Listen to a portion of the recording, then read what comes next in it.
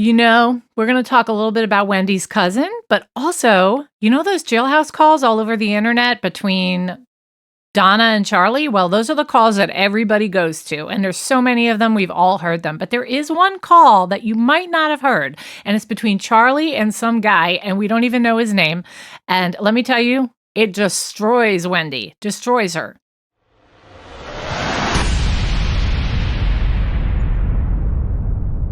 Hey guys, welcome back to my channel. So, that deposition in March of 2025 that they had Wendi do?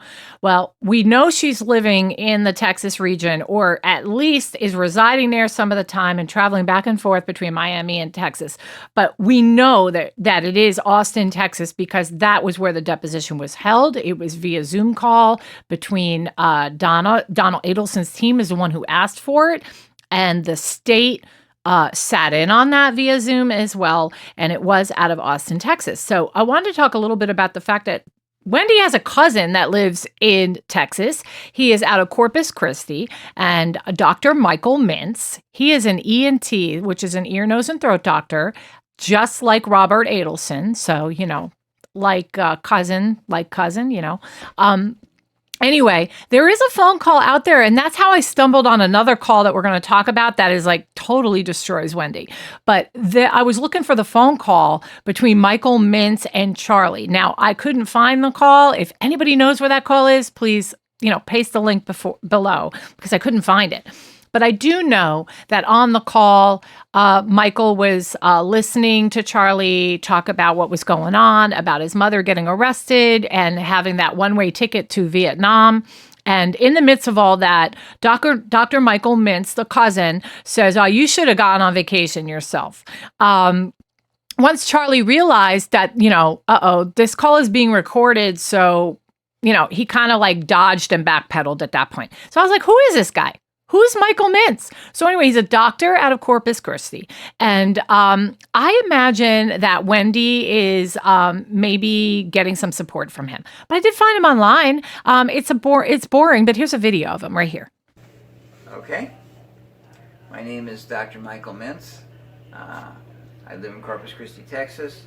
I've worked on a project for transporting granule material for several years and have used video graphic designers here in South Texas.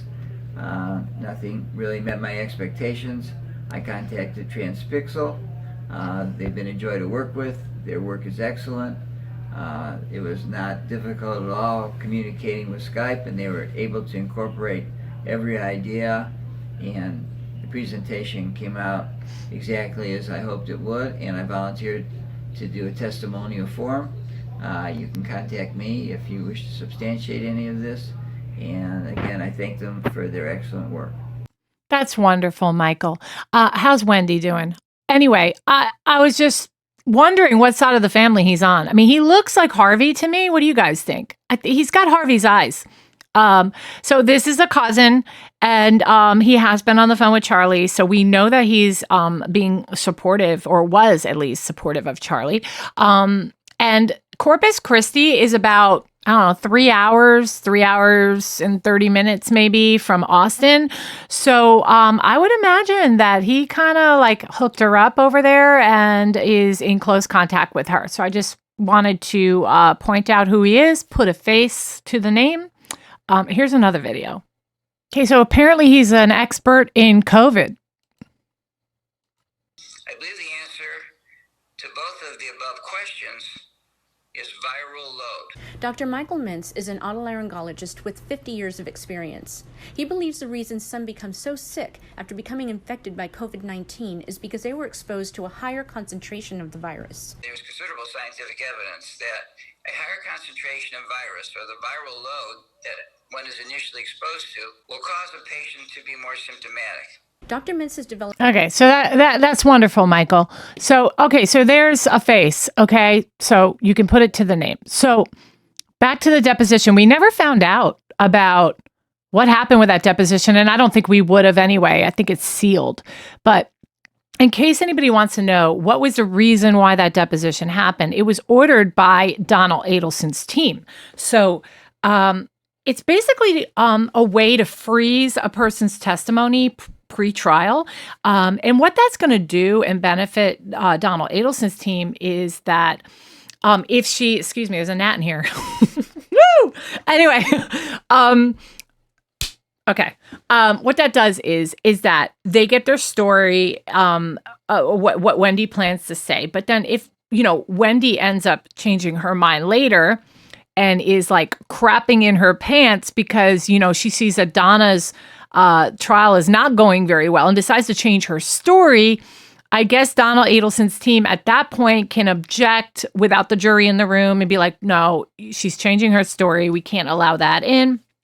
And it also can help them to cross-examine her and say, hey, you said something different over here. So that's pretty much why the deposition is going to happen. And they're also very worried about Wendi saying anything about the divorce proceedings, because that is really where the meat of this is. That's where Donna was very much involved and talking about, like, she even appeared at a lot of the hearings between, or mediations, let me say, between Donna and Dan, when Dan was alive. So they're looking to see what Wendi's going to say and then decide what they can ask and what they cannot ask. So I think that was pretty much what the deposition was for. I wonder how it went for them.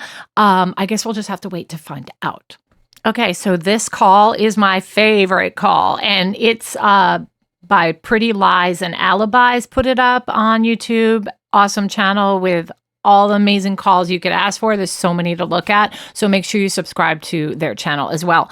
But this is the coolest call, I think. Charlie should have been an attorney. Charlie is like doing an amazing job right here. Listen to this. This is what the jury needs to hear. And, by the way, he also said, I did a great job up there on the stand. Yeah, that's because you're a really good swindler. Okay, you're a charmer. And yeah, you should have prosecuted this case, buddy, because you really do map it out. Take a listen. The day of murder, I think she leaves her place, goes and buys a bottle of bullet bourbon, and so she goes to the same liquor store she's always gone to when she was married. She doesn't buy alcohol. So she goes, and she only knows how to go there by driving the route of her own house. So she leaves her place 17 minutes away, drives towards her old neighborhood, and goes to turn around the street. Okay, stopping right there. Hear that? So she leaves her place 17 minutes away, drives towards her old neighborhood, and goes to turn around the street. Now, subtitles aren't always perfect on this because it just couldn't read it, but we all know what's being said here.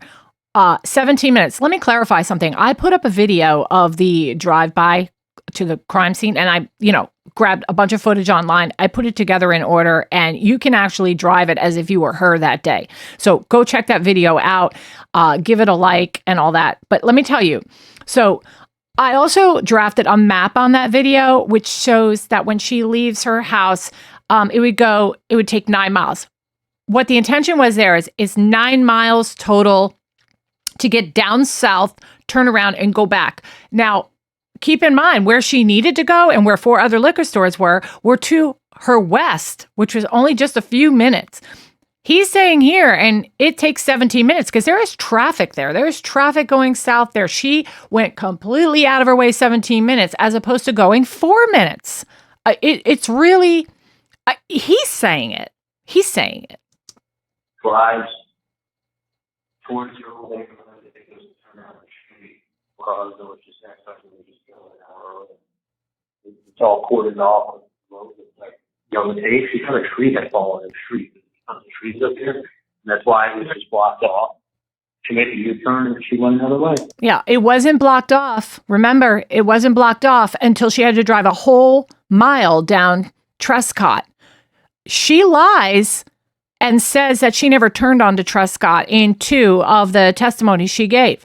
So she makes the right-hand turn onto Trescott and then goes, excuse the gnat, she goes a whole mile. So the whole tree falling down crap, give me a break. You could see the mailbox straight ahead. And I'm going to clarify that too, because I've had a lot of comments about, well, you couldn't see the house. No, BS. There is a mailbox with police swarming all around. it's enough to make you pause. It's enough to make you pause and go, something's going on at my ex-husband's house. My kids were with him last. She hadn't talked to her kids yet. Yeah, she assumes they're at the daycare, but most mothers are going to double check. Well, Georgia Appleman stands up and she's like, Wendy couldn't even help herself. She had to go to the crime scene. She had to check it out. Like, Wendy left and, you know, exactly, she got there exactly an hour after it happened. Like, and, you know, like, you can't deny my sister showed up at the crime scene, but it's insane. Yeah, can't deny it. Can't deny it. I mean, he should have worked side by side with Georgia Kappelman because he's mapping it out really nice on this phone call, isn't he? The problem here is that the Adelson Institute used to be in Miami. The Adel Institute is now in prison. That's what's going on here. She went to the same liquor store she goes to Thompson when she was married. If she passed, like, there would have been 4 other liquor stores that were closer to her house before she got there. Okay, 4 other liquor stores. And don't tell me she had a specific one where she would buy that liquor at, or that the other ones didn't carry that liquor. You know why? You know how I know that? Is because she went to ABC Liquors down there. And there's an ABC Liquors closer. So don't say it's a specific liquor store either. And then even when she's going from her house to that liquor store, there's a more direct route. He's even saying there was a more direct route. How stupid of her, right? How dumb. But the only way my sister's horrible with direction. The only way she knows to go is like the way she used to go from that neighborhood. So she went to go drive down in front of her own house and then take that path. Like, it's a logical explanation. How is that logical? This is a woman who went to the best schools. She even was embarrassed when she testified in, I think it was the second trial, or maybe it was the first one. She was embarrassed because the attorney for Catherine Magbanoa and Sigfredo were like telling her all her accolades, and she was embarrassed by it. I mean, this is a scholar. This is a top student. She won the Coca-Cola scholarship. You know what a big deal that is? It's a lot of money. How smart could she actually be? It's just one of those things. You go, what are the fucking chances? What are the chances? Like, so, like, how many times she was going to her house to pick something up, she went to drive in front of the house to get her bearings to go to the liquor store. Okay, what does that mean, get my bearings? What does that mean? Get my bearings to go get a bottle of bullet liquor? Like, there's not 5 other fucking liquor stores closer. That's right. Right. Like, so Catherine stands up and she's like, in the closing, she's like, Wendy couldn't even help herself. And what was she doing 48 hours later? She was leaving Tallahassee. Leaving. She wrote a book. And it was all right, I'm going to go back to that. Even Charlie is saying, and what do you do 48 hours after all this? You leave Tallahassee, which is pointing a spotlight right on them. How dumb can she be, right? Yeah.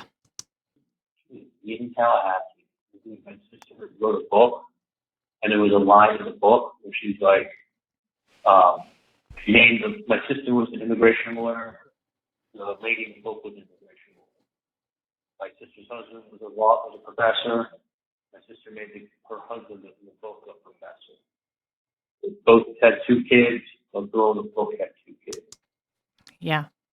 How could she be smart and do that and write a book? The main character of the book was a mirror image of her. And she's trying to act like, oh, that's just a fictional character. Yeah, right. And then so my sister named the town they lived Hakawasi. Kind of like, it sounds like just like Tallahassee. And my sister in the book said it was a little stop in the middle of nowhere on the way to civilization. Kappelman's like, she's basically foreshadowing that she is stuck here in Tallahassee, and then she left the civilization 2 days after Danny's murder. Never to come back again. Okay, keep in mind that subtitle is wrong. She left 2 days later after Danny's murder is what he really said. like putting up my mom's fucking emails about like just basically saying like be a jerk to him if he's being a jerk to you. Like the email was my mom saying we should put the kids in Hitler Youth costumes and take pictures of them in front of the new churches that are going to go to the end of the day. Like joking around, nothing was ever done with it. I think it was just saying like let's be a jerk if you didn't be a jerk. Right. She made us look crazy. She made us look crazy. You think? And the like,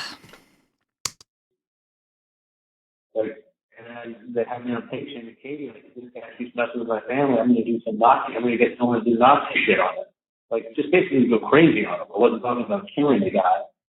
Right. And she's like, he's talking about this, you're Jewish, but they keep talking about the Nazi shit, and they're going to do killing, and they want to dress the kids up in Hitler Youth costumes, and like, and then she kept putting up photos of the autopsy.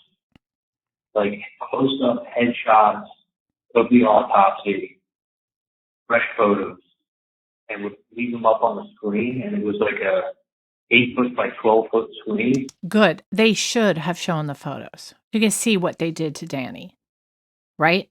And by the way, I'm a strong believer in circumstantial evidence. There's people out there that they just want DNA. They want the, they want the weapon. But circumstantial evidence is no joke, man. When it piles up, it is evidence. Circumstantial evidence is evidence. And this case is like drowning in it. We just need a photo up and talk for 5 minutes. And then there's more stuff. And then she put the same photo up again. Good. Like, horrible. It is. Fucking thing to, like, watch and look. It is. And, like, she would leave the photo, tell you the headshot photo of an autopsy. Right from the day of. Like, when he died. Like, he all the distortion, all the change. And then she took a picture of what he looked like before. And this is what he had. Dude, she did that twice and left the photo up for a good 5 minutes each time. Right. And she made the whole case not about what happened, but about like making my mom look crazy, making my sister look like some bitch who thought she was so much better than the people in Tallahassee. And she is. And I showed up on the crime scene because she couldn't help herself.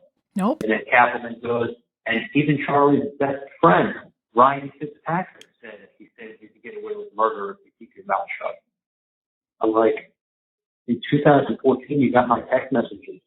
I think I had 1 or 2 texts from Ryan in all 2014. Yeah, because you had a falling out. There was a time that he was best friends with Ryan, and Ryan knew Wendi. So Ryan is a very relevant witness. I mean, just because they weren't able to pull up, that they were like, best buddies in 2014 doesn't mean crap. They used to be, and he has a lot of history on the Adelsons. He knew Donna too. Ryan knew Donna. He had met the whole family. Right. How was he my best friend at that? Exactly. You can say, so in closing, bottom line is this, in closing, they can say whatever the fuck they want to give the jury instructions that whatever the lawyers say, don't take it back. Rely on what you heard during testimony as for your memory as for what's right on the case. This is just the lawyers summarizing stuff. But she fucking started saying all these wrong things. I mean, literally lying. All these wrong things. Quoting Ryan Fitzpatrick. And she's like, oh, and even his sister said, like, taking things out of context. Like, even his sister said this. Even his sister said that. Like, just, I mean, so there's no way in hell. You know what? Georgia should hire Charlie Adelson to give the opening statement in Donna and hopefully Wendi's trial. I mean, he's perfect. Listen to him. He's great. I'd be convinced. Right. So when the jury deliberated for like not even like 3 hours, maybe. I mean, they had lunch too, so maybe 3 hours. Like the amount of evidence that they would have to go through a first degree murder case, if they actually reviewed the evidence, would have been hours and hours and hours and hours. It would have been a serious deliberation. Not one person Like, she just kept saying, like, when they were giving jury instructions, she was like, y'all, reasonable doubt means you reasonably believe that this person is responsible. Y'all, she put on the southern accent, like, y'all, use your common sense. And she came out like all folksy and sweet and southern and really put the Tallahassee charm on. And, y'all, use your common sense. Well, I got up there and I did an awesome job testifying. He thinks he's awesome. I told what happened. But, like, your common sense is that if the chick shows up at the murder scene, his ex-husband. Yep, I would say so. If she showed up at the crime scene, murder scene, yeah, I think that that's not very good. I mean, what is the likelihood of that? And she benefits from it. She had to have known. Nobody drives 17 minutes and shows up someplace by accident that day. No, Charlie, nobody shows up and drives 17 minutes out of their way and shows up at the crime scene. Nobody. The truth is that happens. But, like, it's one of those things, like, if I said, so what are the chances of her leaving her house, driving to go down that street an hour after it happened on that date, on that time? It would have to be like, what, 1 in 10,000? Yep. He should have been the prosecutor. Right.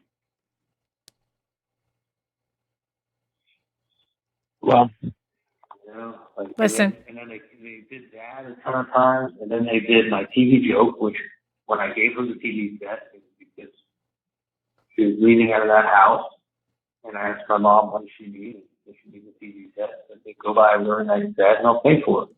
So I made a joke when I gave you the set. Well, you got the TV set joke. That TV that day was getting repaired. Right. So they were saying that was her alibi. My mom made an appointment to fix the TV because that was going to be her alibi for the murder that was about to happen. And then when my mom got approached by the undercover, because the guy asked for $5,000, 15 years ago, TV sets cost, $3,000, $4,000, $5,000. My mom goes, oh, this TV is about $5,000. Mm-hmm. And there's the TV code again. So they made such a big deal about the TV Joe, the TV present, the TV repairman. My mom saying TV is about $5,000. They thought TV was a code for murder. Mm-hmm. Yeah, it is. They kept making a big deal about that. I'm like, there is no code. There's no TV code for murder. You can't walk away from the guys. My mom saying that TV costs about $5,000. Can't walk hey, away. Charlie, I have to go to my town hall meeting. Yeah. Shit, man. All right. Yeah. Well, You call tonight, buddy. call you tonight. You can. Okay, so I don't know if you think this is funny or not, because I think it's hilarious.